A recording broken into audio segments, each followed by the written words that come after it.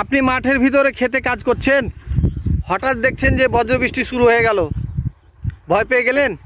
হ্যাঁ, ভয় পেয়ে যাওয়াটাই স্বাভাবিক। আপনার জায়গাতে যদি আমি হইতাম, আমিও কিন্তু ভয় পেয়ে যেতাম। দৌড়িয়ে পালিয়ে যাবেন? দৌড়িয়ে পালিয়ে গেলে কি বাঁচতে পারবেন? না, দৌড়িয়ে পালিয়ে গেলে কিন্তু বন্ধুরা বাঁচতে পারবেন না। এ সময় আপনার এই মাথাটাকে ঠান্ডা রাখতে হবে। মাথাটা যদি ঠান্ডা রাখেন তাহলেই কেবল আপনি বাঁচার সম্ভাবনা আছে। হ্যালো বন্ধুরা, আমি রাশিদুজ্জামান ব্রো। আজকে আপনাদের কিছু গুরুত্বপূর্ণ কথা বলবো। প্লিজ আমার এই ভিডিওটি যদিও বা একটু বড় হবে, তারপরও শেষ পর্যন্ত দেখে যাবেন। আশা করি আপনার কাজে লাগবে। আমরা প্রায় মাঠে কাজ করতে হয়, যেহেতু আমাদের বাংলাদেশের বেশিরভাগ লোক কিন্তু কৃষক। কৃষিকাজের জন্য আমাদের মাঠের ভিতরে, বিলের ভিতরে, হাওরের ভিতরে কাজ করতে হয়।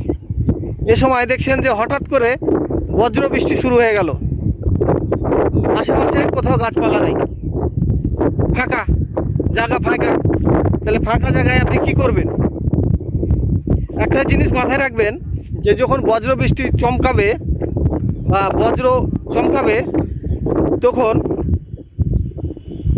যে উঁচু জায়গা আছে সেটাতে কিন্তু বজ্র বৃষ্টিটা পড়বে বা বিদ্যুৎটা পড়বে, বা স্থানীয় ভাষায় আমরা বিজলি বলি, বিজলিটা পড়বে। এ সময় আপনার মাথাটিকে ঠান্ডা রাখতে হবে। ঠান্ডা রাখলেই কিন্তু আপনি কেবল বাঁচতে পারবেন।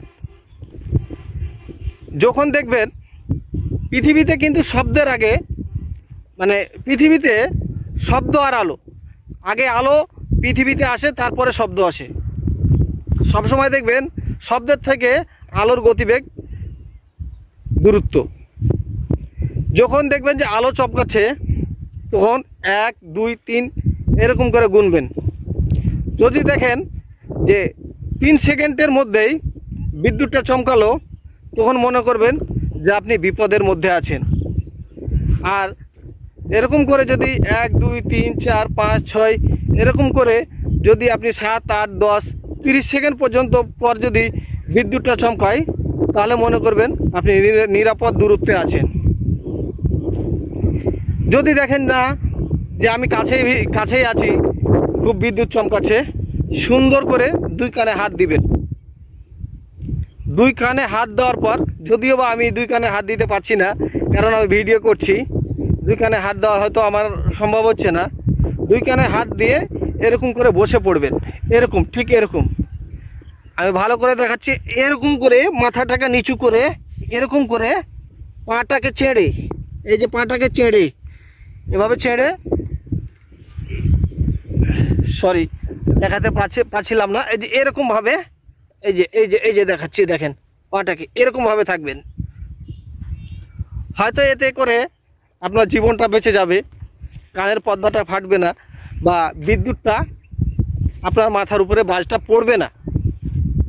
কিন্তু খবরদার পানির ভিতরে এরকম করে থাকবেন না, কারণ পানির ভিতরে যদি এরকম করে থাকেন, পানি কিন্তু বিদ্যুৎ পরিবাহী। আপনি জানেন যে পানিতে বিদ্যুৎ মানে আকর্ষণটা বেশি। সুতরাং যদি ওভাবে বসে থাকেন, আশা করি আপনার মাথায় বাজ পড়বে না, বা কাছের ভিতরে পড়লেও আপনার তেমন কোনো ক্ষতি হবে না। আপনার বাঁচার সম্ভাবনা 90% থাকবে। ঠিক আছে, এরপর আসি, যদি মাঠের ভিতরে গাছ থাকে তাহলে কি করবেন? গাছ থাকলেও খবরদার গাছের তলায় যাবেন না, কারণ বিদ্যুৎটা যখন চমকাবে, বাজটা যখন চমকাবে, গাছের প্রতি তার আকর্ষণ হবে। যেখানে উঁচু জায়গা সেখানেই কিন্তু তার প্রতি আকর্ষণ হবে, এবং সেখানেই কিন্তু বিদ্যুৎটা পড়তে পারে।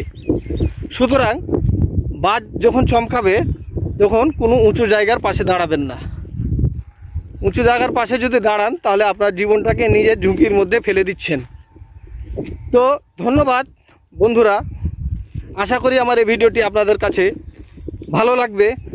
তো আজ এখানেই রাখছি, আবার হয়তো দেখা হবে নতুন কোনো ভিডিওতে। ততক্ষণ পর্যন্ত সুস্থ থাকুন, ভালো থাকুন।